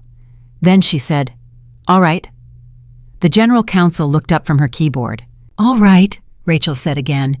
"We'll issue the statement. I'll approve the language personally before it goes out, and I'd like your review of it as well." "You'll have it," Audrey said. Thomas Garrett set down his pen and said quietly, "Thank you." He said it to Audrey directly without ceremony, as a person saying a thing they mean. She looked at him. "Thank you," she said, "for the 17 memos." He nodded once, the nod of someone who has been seen. The meeting concluded after another hour. The specifics were extensive and precise timelines, accountability structures, the external audit firm, the template for the protected disclosure reporting channel, the formal complaint filing with the DOT that Audrey would submit independently, regardless of what Global Air agreed to in this room, because the airline's internal accountability and the regulatory accountability were separate tracks, and she intended to pursue both with equal completeness. Rachel Voss signed a memorandum of commitment. So did her general counsel. Audrey kept one copy. They took the other. When they left, she sat at the table alone for a moment with the signed document in her hands.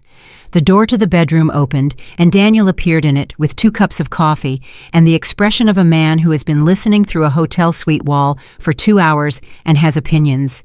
He set 1 cup down in front of her and sat across from her where Rachel Voss had sat and looked at the signed memorandum. "All of it," he said. "All of it," she said. He was quiet for a moment. "The public statement, too. The public statement, too." He exhaled slowly, not with relief exactly, with the specific sound of a man releasing something he has been holding since the previous night on behalf of the people he loves. "Rachel Voss," he said more to himself than to her. "I didn't expect that." "Neither did I," Audrey said. "She's going to take significant internal heat for the statement. Yes. You think she knows that—" "She knows it better than we do," Audrey said. "She signed it anyway." Daniel wrapped both hands around his coffee cup. He looked at the window. Then he said, "I keep thinking about that moment on the plane, when she said, 'Can I help you?' and I just said, 'We're all set.'" He paused. I keep thinking about whether I should have said something different. Earlier. Harder. No, Audrey said. I let it go 4 times before. You were protecting your family? She said. You were giving the system every opportunity to work before escalating, which is the correct approach, and which is also what we tell our children to do, because we know they will be in rooms where the cost of escalating incorrectly is higher for them than for other people. You did everything right. He looked at her. You always know what to say. 20 years of practice, she said. Is that all it takes? He said. And there was something in it that was almost a smile, a small and private one, the kind that belongs only to 2 people who have been through enough together that they have developed their own language for it. A knock at the bedroom door. Maya opened it, fully dressed, hair done, with the particular care of a teenager who has decided today is a day that requires effort. She looked at the table. She looked at the signed document. She said, "Did they agree?" They agreed. Maya's jaw moved. She pressed her lips together. She said "good" in a voice that was controlled and final and carried underneath it the entire previous night. She crossed to the table and picked up the memorandum and read it, actually read it, all of it, with the focused scanning of someone who is learning to read this kind of document and is going to get there faster than the document's authors might expect. She set it down. The 47 families, she said. The audit, will they be notified? That's part of what I'll require when the audit terms are finalized, Audrey said. Maya nodded. She reached across the table and put her hand briefly over her mother's. It was not a long gesture. It was not accompanied by words. It was the gesture of someone who has been watching their mother do something enormous for 24 hours and has found the specific physical way of saying, "I see it." It was more than Audrey had expected and more than she had known she needed. She kept her composure. Barely. Caleb arrived from his bedroom in his socks, carrying his tablet, and stopped when he saw everyone at the table. He read the room with his usual accuracy. It's done. The first part, Audrey said. The complaint still needs to be filed. The audit terms need to be finalized. The statement needs to be reviewed. But they agreed. They agreed. He sat down at the table. He opened his tablet. He pulled up without explaining why the Global Air website, specifically the airline's stated values page, which featured language about dignity, respect, and the commitment to exceptional service for every passenger. He read it. He looked at his mother. They're going to have to change this too, he said, because right now it says things that aren't true, and things that aren't true shouldn't be on an official document. Add it to the list, Daniel said. I'm serious, Caleb said. I know you are, Daniel said. That's why it's on the list. Caleb typed a note to himself. Literal, specific, and immediate. This was Caleb. When he identified a problem, he did not file it into general concern. He recorded it and assigned it a next action. He had been doing this since he was 7 years old, and it was one of the things Audrey thought about when she thought about who her children were going to be in the world. They ordered breakfast. Not from room service, but from the restaurant downstairs, because Daniel said they were in London and they were on vacation, and they were going to sit in a restaurant and eat food that was brought to them by people who had chosen to bring it, and no one disagreed with this. They went downstairs. They sat at a table by the window. They ordered, and when the food arrived, it was warm, and it was exactly what they had asked for. And the server smiled at them, the full and genuine smile of someone who has not decided anything about them in advance. And Maya noticed this and said nothing about it, but Audrey watched her notice it and watched her file it away in the same internal catalog she had been keeping all night, the accounting of how it feels when the basic dignity of service is simply present and how different that feels from its absence. The formal complaint was filed with the Department of Transportation's Aviation Consumer Protection Division 3 days later. Audrey filed it herself, in her own name, with the full 6-page documentation from the flight attached as an exhibit. She listed 47 prior complaints as context. She named the specific regulatory provisions she believed had been violated. She requested both a formal investigation and a public rulemaking process to address gaps in existing civil aviation anti-discrimination enforcement gaps that the Thompson family's experience had made newly undeniably visible. The DOT confirmed receipt within 24 hours. The FAA issued a statement the following day saying the matter was under review. Global Air's public statement went live on the 5th day after landing, reviewed and approved by Audrey Thompson, with 3 specific language corrections that the airline accepted without negotiation. The statement used the word discrimination. It used it twice. It did not soften it with qualifications or precede it with alleged or characterize it as a regrettable misunderstanding. It named what had happened in the language of what it was. Martin Reeves's piece ran in the Wall Street Journal the same morning. He had called Audrey once before filing with 3 specific factual questions that he wanted to verify from the record. She answered all 3. He read back the key paragraph for her review, not her approval because he was a journalist and she understood the difference and the paragraph was accurate. He ran it. By afternoon, the piece had more reader engagement than anything the Journal had published that week. Dr. Ellen Cho submitted her witness statement to Global Air's external audit team and then, on her own initiative, without any request from Audrey, published a column in the Harvard Law Review on the structural inadequacy of civil aviation anti-discrimination enforcement as revealed by the Thompson case. It ran 6 weeks after the flight. It was cited in 2 congressional staff briefings within the month. Captain James Okafor received a formal commendation from Global Air. He also received separately a handwritten note from Audrey Thompson. She wrote it on plain paper, not official stationery, because what she wanted to say to him was not official. She told him that she had been in rooms where people made the hard choice and the easy choice, and she knew how to tell the difference, and that when he walked through first class at 6 in the morning, she had known immediately which kind of person he was. She told him that his daughter was lucky.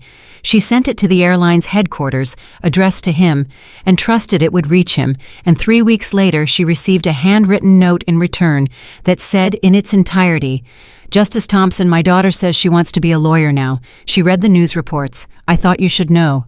J. Okafor."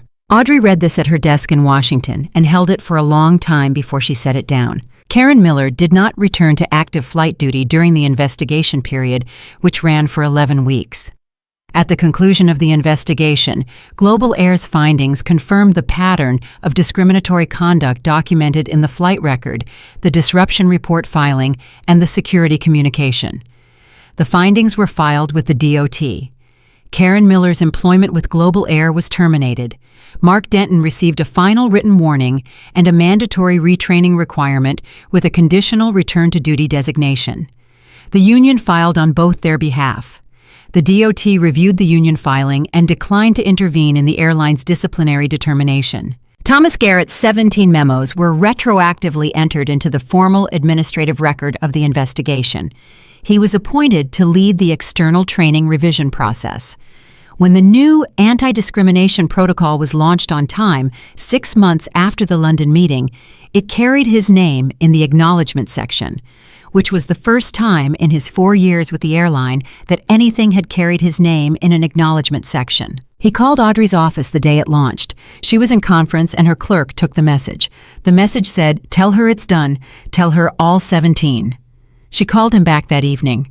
"Congratulations," she said. "I've been trying to do this for 4 years," he said. "I know. It took—" He stopped. "It took one night, one family, and now it's—" He stopped again. "It took 47 families," Audrey said, "and 23 witnesses on a flight, and a captain who walked through a cabin at 6 in the morning, and a law professor with a legal pad, and a journalist who said he was off the clock and wasn't, and my daughter who said justice across an aisle when a purser got my title wrong." She paused. "And 17 memos from someone inside who kept saying this wasn't right." He was quiet for a moment. Then he said, "Thank you for counting us." "I count everyone," she said. "That's the whole job." The family went back to London the following summer. They flew Global Air. They sat in first class. The flight attendant who greeted them at the door of the aircraft was a young woman who smiled genuinely, immediately, without recalibration, and said, "Welcome aboard. Can I get anyone anything before we push back?" And meant it. She brought champagne for the adults, and sparkling water for the kids, and warm nuts for Maya, who accepted them with the dignified satisfaction of someone receiving something that was simply always owed to them. Caleb kept his headphones on for the entire safety demonstration. Nobody said a word. Halfway over the Atlantic, somewhere in the same stretch of dark ocean where the previous flight had been building its quiet record, Maya looked up from her book and across the aisle at her mother and said, "Same seats?" "Same seats," Audrey confirmed. Maya looked at them at 4A and 4B and 4C and 4D, and something moved through her face that was not exactly a smile and was not exactly the other thing, but was the particular expression of someone standing in a place where something happened and finding that the place has been changed by what happened in it. "Good," she said, and she went back to her book. Caleb had his tablet out. His bridge game had a new structure. He was testing a design with more redundancy built into the load-bearing elements, more distribution of weight across multiple points, so that no single point of failure could bring the whole thing down. He had been working on it for a month.